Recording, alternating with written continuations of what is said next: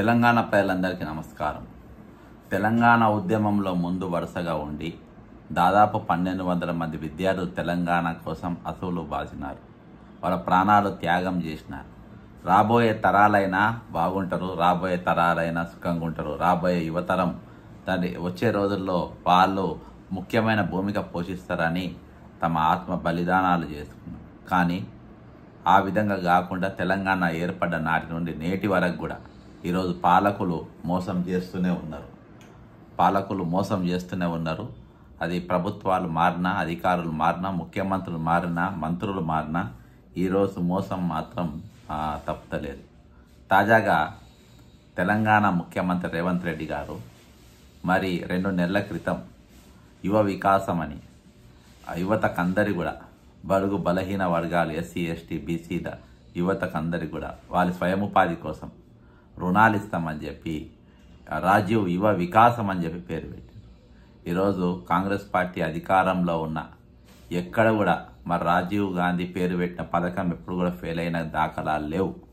అవి రాజీవ్ యువ కిరణాలే కానీ, లేకుంటే రాజీవ్ ఆరోగ్యశ్రీ కానీ, లేకుంటే రాజీవ్ గాంధీ పైన ఏ పథకం ఉన్నా అది ఎక్కడ కూడా ఫెయిల్ కాలేదు. కానీ మొట్టమొదటిసారిగా ప్రభుత్వం ప్రకటించి ఈరోజు దాదాపు 16 లక్షల మంది తెలంగాణ యువత ఈ పథకం కోసం దరఖాస్తులు చేసుకున్నారని ప్రభుత్వమే చెప్పింది. పైన డేట్ కూడా వాళ్ళు ప్రకటించారు. ఒకసారి ఉప ముఖ్యమంత్రి ఫైనాన్స్ మినిస్టర్ అయినటువంటి బట్టి విక్రమార్క గారు ఇచ్చిన స్టేట్మెంట్ ఒకసారి మనం చూద్దాము. అప్లై చేసుకోవడానికి ఒక వారం రోజులు పెంచమంటే ఏప్రిల్ 14th వరకు అని పెంచాం. వాటన్నింటినీ స్క్రూటినీ చేసి మండల్ లెవెల్లో ఎప్పటి వరకు కంప్లీట్ కావాలో చెప్పాం. జిల్లా స్థాయి వరకు స్క్రూటినీ ఎప్పటి వరకు కావాలో చెప్పాం. అంతిమంగా స్క్రీన్ చేసి సెలెక్ట్ చేసినటువంటి లబ్ధిదారులకి June 2 శాంక్షన్ పత్రాలు కూడా ఇస్తామని ప్రకటించాం. ప్రకటించినట్టుగానే తూచా తప్పకుండా అమలు చేయబోతున్నాం. ఈయన ఫైనాన్స్ మినిస్టరు, ఉప ముఖ్యమంత్రి తూచా తప్పకుండా అమలు చేస్తాం, అమలు చేయబోతాం, వాళ్ళకు పత్రాలు కూడా అందజేస్తామని చెప్పి పచ్చి అబద్ధం చెప్పింది. అంతేకాకుండా ఈయన ఈ పాయింట్ అయినా లుంగైనా, ఈ ప్యాంట్ అయినా దోత అయినా ఇద్దరు కలిసి మరి ఏది మేనిఫెస్టో పత్రాలను ఇద్దరు కూడా గ్యారంటీ సంతకాలు పెట్టారు. నిరుద్యోగులకు 4,000 నిరుద్యోగ భృతి ఇస్తామన్నారు, 2 లక్షల పోస్టులు నింపుతామన్నారు, 20,000 డిఎస్సి మెగా డిఎస్సి నింపుతామన్నారు. ఇక అనేకల ప్రగల్భాలు పలికింది. కానీ ఏవి కూడా ఈరోజు కార్యాచరణ లేదు దేనికి కూడా. అవి ఏ విధంగా ఉండాలి, ఎక్కడ వేసిన గొంగడి అక్కడనే వేసిన విధంగా ఇయాటి వరకు పరిస్థితి అదే విధంగా ఉన్నది. కానీ ఎక్కడ కూడా మార్పు లేదు. ఈరోజు తెలంగాణ యువత చాలా నిస్పృహతో, నిరాశతో ఈరోజు ఉన్నారు. ఎందుకంటే ప్రభుత్వాలు మార్చిండ్రు వాళ్ళు.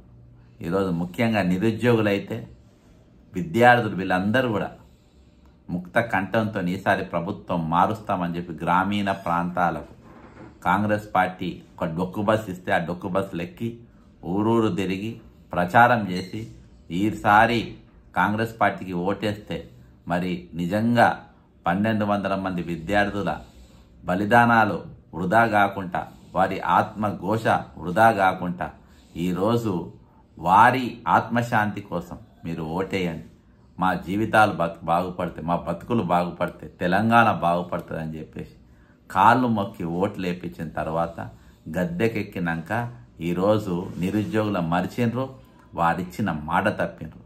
కాంగ్రెస్ పార్టీ మాట ఇస్తే మాట పైన నిలబడే పార్టీ. అది రాజశేఖర్ రెడ్డి గారైనా, కిరణ్ కుమార్ రెడ్డి గారు ఇప్పుడున్నారు, ఆయన వేరే పార్టీలు ఉన్నప్పటికీ, రోషయ్య గారైనా, నేద్రమల్లి జనార్దన్ రెడ్డి గారైనా, కాసు బ్రహ్మానందరెడ్డి గారైనా, కోట్ల విజయభాస్కర్ రెడ్డి గారైనా, ఏ ముఖ్యమంత్రి అయినా కానీ మాట అంటే మాట పైన నిలబడ్డరు.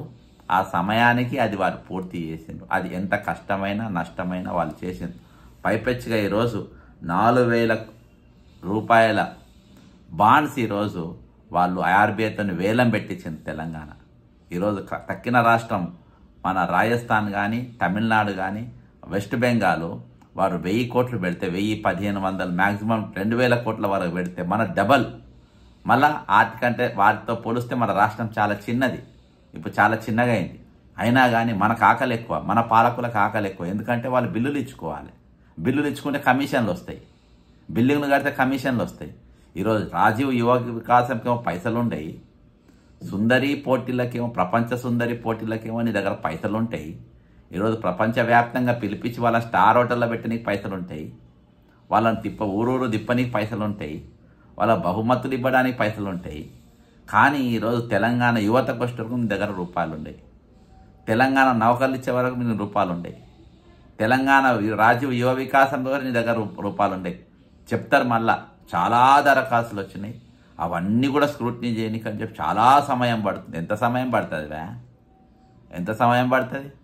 1 రోజు పడుతుంది, 2 రోజులు పడుతుంది. కానీ మీరు మోసం చెయ్యాలని దోతోడు పైంటోడు ఇద్దరు కలిసి వాళ్ళ మేనిఫెస్టోను తుంగలకు దొక్కి ఈరోజు తెలంగాణ ఉద్యోగుల నిరుద్యోగులను మోసం చేయాలని కంకణం కట్టుకొని ఈరోజు మీరు చెప్పిన మాట కట్టుబడి ఉండకుండా ఈరోజు అడుగడుగున తెలంగాణ యువతను, తెలంగాణ నిరుద్యోగులను, తెలంగాణ విద్యార్థులను, తెలంగాణ ప్రజానికాన్ని మీరు మోసం చేస్తూనే ఉన్నారు. మేము మోసం చేస్తూనే ఉంటాం, వీళ్ళు మోసం పోతూనే ఉంటారు. వాళ్ళు దాన్ని కలుబాడబడ్డరు, మేము ఏం చెప్పినా వాళ్ళు నమ్ముతారు అని చెప్పేసి మీరు అనుకుంటా ఉన్నారు. కానీ ఈరోజు తిరుగుబాటు మొదలైంది, ఉద్యమం మొదలైంది. తెలంగాణ యువత రోడ్డెక్కే పరిస్థితి వచ్చింది.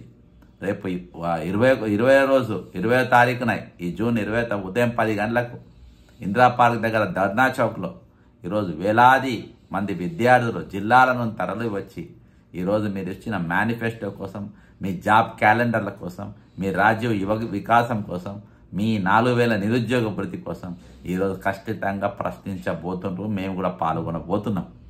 ఈరోజు ఇంత పచ్చి మోసం, ఇంత పచ్చి దగ, పచ్చి అబద్ధాలు, నోరు తెరిస్తే అబద్ధాలు.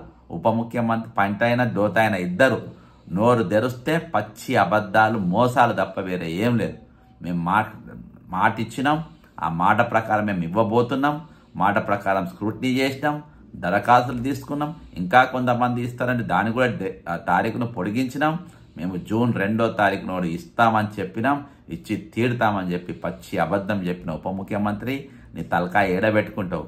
అది నాలుకేనా తాటి మట్టనా? ఇంత పచ్చి అబద్ధం, ఇంత పచ్చి మోసం నువ్వు తెలంగాణ యువతతో చేస్తున్నావు. అక్కడ మదిరెల 4 పర్యాయాలు వాళ్ళ ఓట్లు తిన్నావు, గద్దెకెక్కినావు, యువతను మరిచినావు. ఈసారి మాత్రం నీకు ఖచ్చితంగా బుద్ధి చెప్తారు, ప్రభుత్వానికి బుద్ధి చెప్తారు.